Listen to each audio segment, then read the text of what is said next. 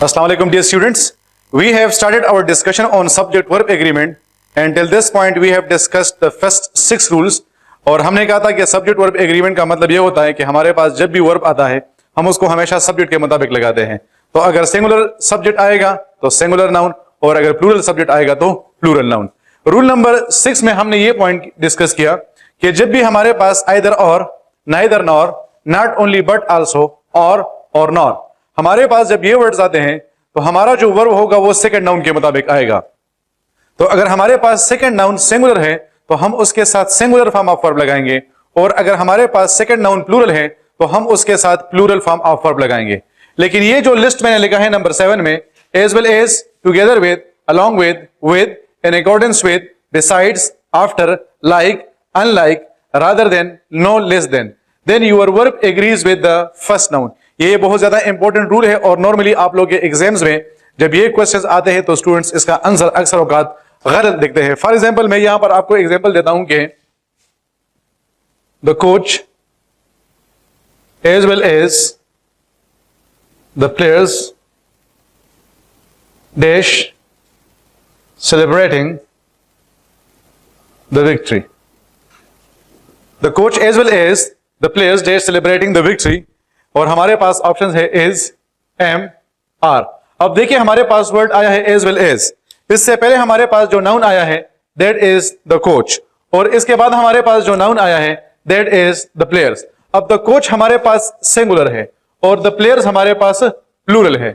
Rule के मुताबिक जब भी हमारे पास एज वेल एज आएगा तो इससे पहले हमारे पास जो नाउन आया है हमारा जो वर्ब होगा वो उस नाउन के मुताबिक आएगा। तो यहां पर द कोच हमारे पास सिंगुलर है, इस वजह से हम कहते हैं कि is, the coach as well as the players is celebrating the victory. फिर इसी तरह अगर मैं यहां पर लिखता हूं कि the students together with the teacher dash waiting outside, is, am, are. अब हमारे पास यहां पर आया है टुगेदर विद। टुगेदर विद से पहले हमारे पास जो नाउन आया है दैट इज द स्टूडेंट्स जो कि हमारे पास प्लूरल है और इसके बाद हमारे पास जो नाउन आया है दैट इज द टीचर जो कि हमारे पास सिंगुलर है। लेकिन जब भी हमारे पास वर्ड टुगेदर विद आएगा तो हमारा जो वर्ब आएगा वो पहले नाउन के मुताबिक आएगा। यहां पर द स्टूडेंट्स हमारे पास फर्स्ट नाउन है और ये हमारे पास प्लूरल है, इस वजह से हम कहेंगे are. The students together with the teacher are waiting outside. फिर नेक्स्ट अगर हम नेक्स्ट वर्ड को हम देखते हैं that is along with. For example मैं कहता हूं कि Zahid along with his friends dash enjoying the party. और हमारे पास यहां पर ऑप्शंस में आ जाए वाज और दूसरा हमारे पास आ जाए वर। तो यहां पर हमारे पास आया है अलोंग विद। अलोंग विद हमारे पास जब भी आएगा तो हमने फर्स्ट नाउन को देखना है। फर्स्ट नाउन यहां पर हमारे पास सिंगुलर है, इस वजह से हम यहां पर लगा लेंगे was. Zahid along with his friends was enjoying the party. फिर अगर हम फॉर एग्जांपल मैं कहता हूं कि the subjects besides the topics dash interesting.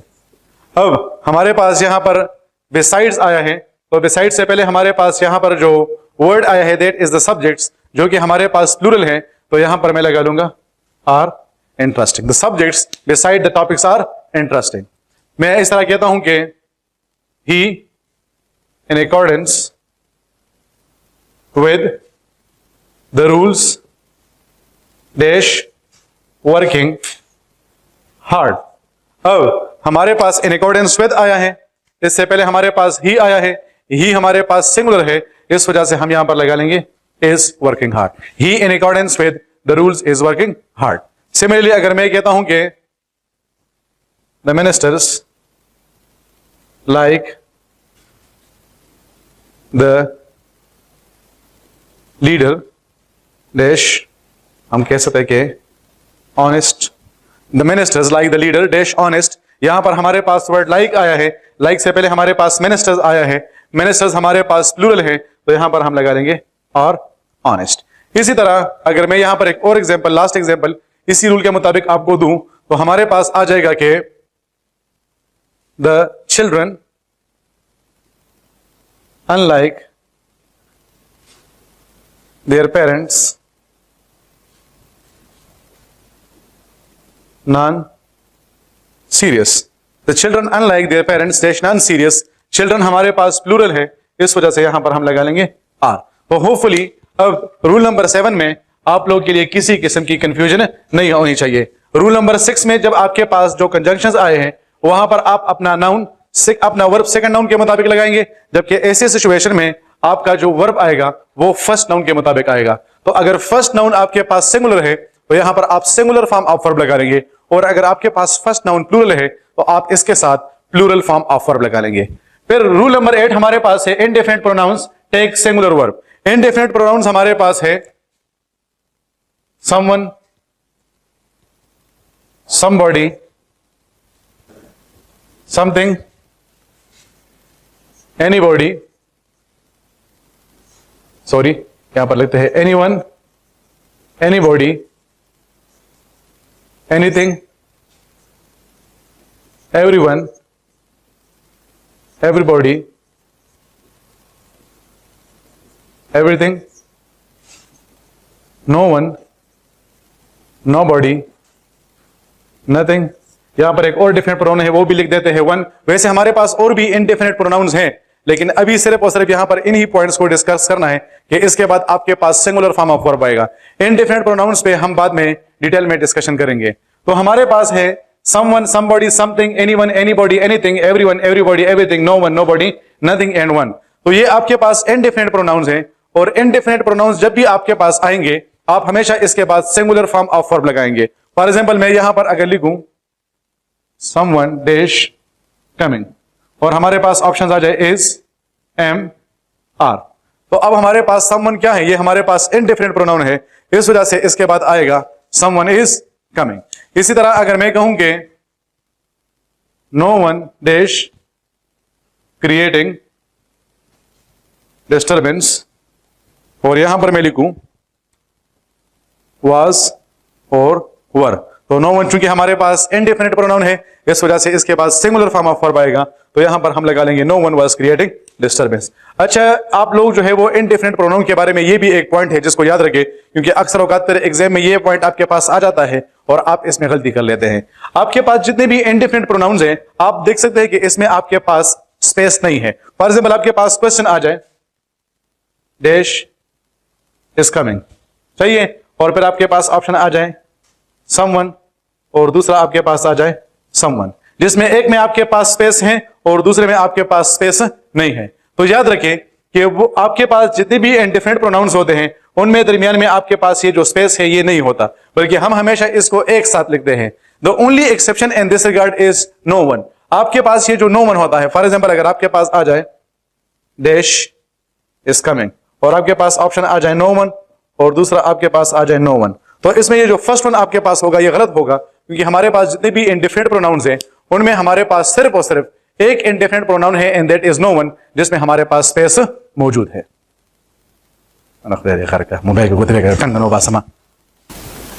Subject verb agreement में नेक्स्ट हमारे पास जो रूल आता है that is paired nouns take plural verb.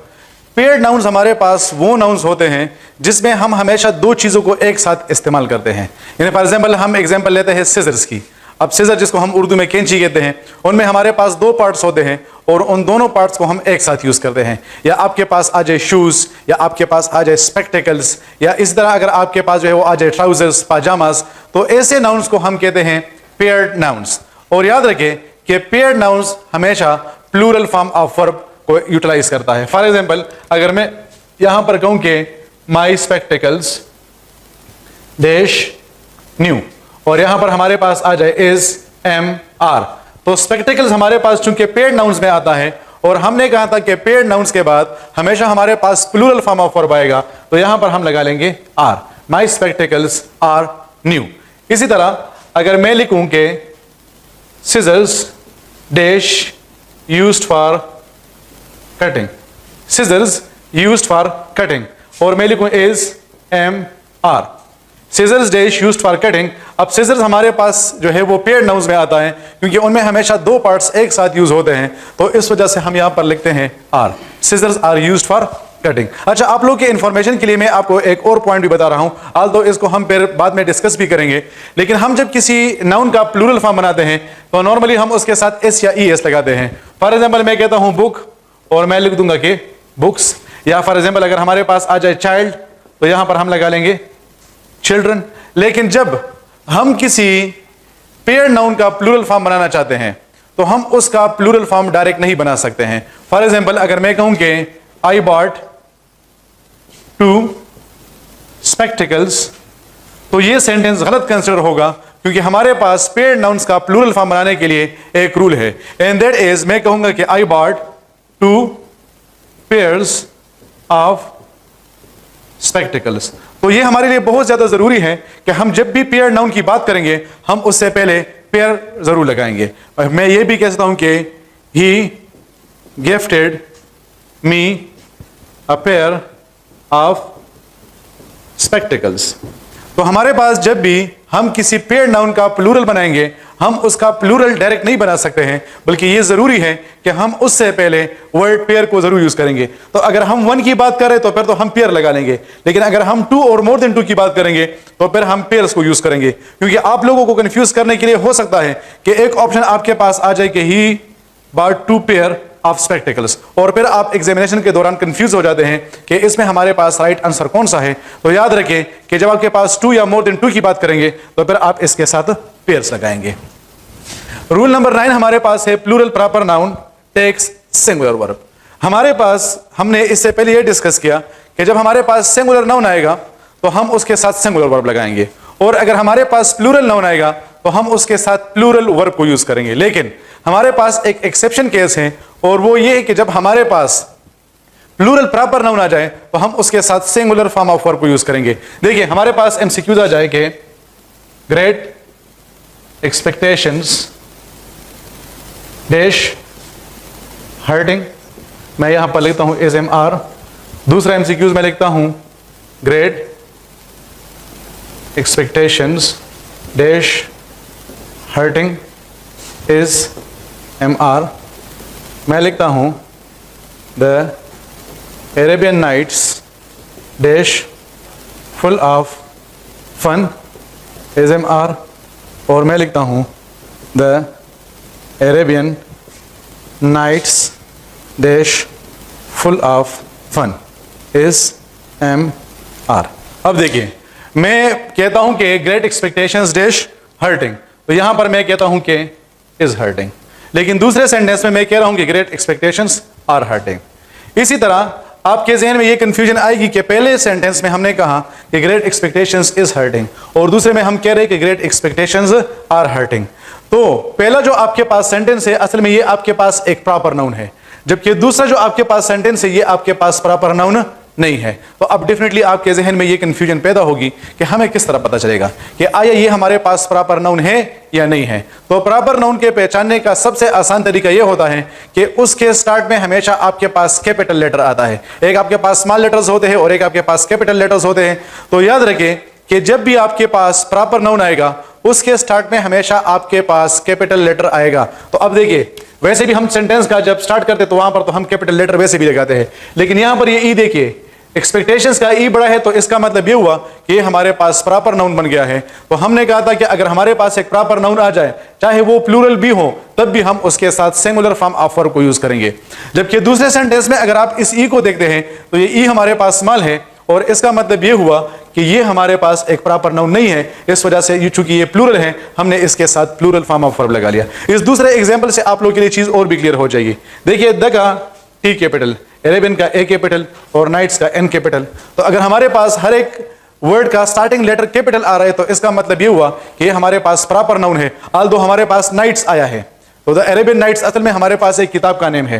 तो आउटवर्डली ये हमारे पास प्लूरल है लेकिन हम इसके साथ सिंगुलर फॉर्म ऑफ वर्ब लगाएंगे। हम कहते हैं कि the Arabian Nights is full of fun. लेकिन अगर आप दूसरे एग्जांपल को देखते हैं तो हमारे पास है द अरेबियन नाइट्स। अब आप देखिए इस एक एन की वजह से आपके पास जो आंसर आएगा वो आर आएगा। तो याद रखें, आपके पास जब भी एग्जामिनेशन में क्वेश्चंस आते हैं तो आप बड़े गौर के साथ देखा करें कि ऐसा ना हो कि एक स्मॉल और एक कैपिटल लेटर की वजह से आपका सारे का सारा आंसर गलत हो जाए। तो इस वजह से हम कहते हैं कि the Arabian Nights are full of fun, और हम कहते हैं कि the Arabian Nights is full of fun. तो इस सेंटेंस में हम किताब की बात कर रहे हैं, जबकि इस सेंटेंस में अरेबिया में आमतौर पर जो रातें गुजारी जाती है हम उसके बारे में बात करते हैं। और फिर रूल नंबर 10 हमारे लिए 11 हमारे पास है। यहां पर मैंने एक लिस्ट लिखा हुआ है, आपने इसको याद करना है कि हमारे पास जितने भी सब्जेक्ट्स के नेम होते हैं, फॉर एग्जांपल मैं कहता हूं कि फिजिक्स इज इंटरेस्टिंग। कुछ हमारे पास ऐसे सब्जेक्ट्स के नेम हैं जैसे फॉर एग्जांपल स्टैटिस्टिक्स वगैरह हैं, जिसको हम सिंगुलर, जिसके बाद हम सिंगुलर फॉर्म को भी यूज करते हैं और प्लूरल फॉर्म को भी यूज करते हैं, लेकिन वो कुछ एक्सेप्शन केसेस है। लेकिन आप लोगों के लिए इस लेवल पे इतना ही समझना काफी है कि आपके पास जब सब्जेक्ट्स के नेम आएंगे आप उसके बाद सिंगुलर फॉर्म ऑफ वर्ब को यूज करेंगे। इसी तरह अगर हमारे पास गेम्स के नेम आ जाए, मैं कहता हूं कि football is good for health, ठीक है। इस तरह अगर हम कलर्स की बात करते हैं तो मैं कहूंगा कि brown is my favourite colour. Days की हम बात करते हैं, Monday is a good day, या मैं कहता हूं कि months, July is very hot. इस तरह अगर हम कंट्रीज की बात करते हैं, पाकिस्तान हैज 4 प्रोविंसेस। फिर हम सिटीज की बात करते हैं, Peshawar is a big city. हम सीजन्स की बात करते हैं, autumn reveals the true colours. और अगर हमारे पास मील्स के नेम आ जाए, for example breakfast is important for health. तो हमारे पास ये जो मैंने लिस्ट लिखा है, you people need to remind it कि हमारे पास, you need to remember it that हमारे पास जो सब्जेक्ट्स हैं, गेम्स है, कलर्स है, डेज है, मंथ्स है, कंट्रीज है, सिटीज हैं, सीजन्स है और मील्स वगैरह के जो नाम होते हैं हम हमेशा उसके बाद सिंगुलर फॉर्म ऑफ वर्ब को यूज करते हैं। Thank you very much, see you इंशाल्लाह इन द नेक्स्ट क्लास। अल्लाह हाफिज।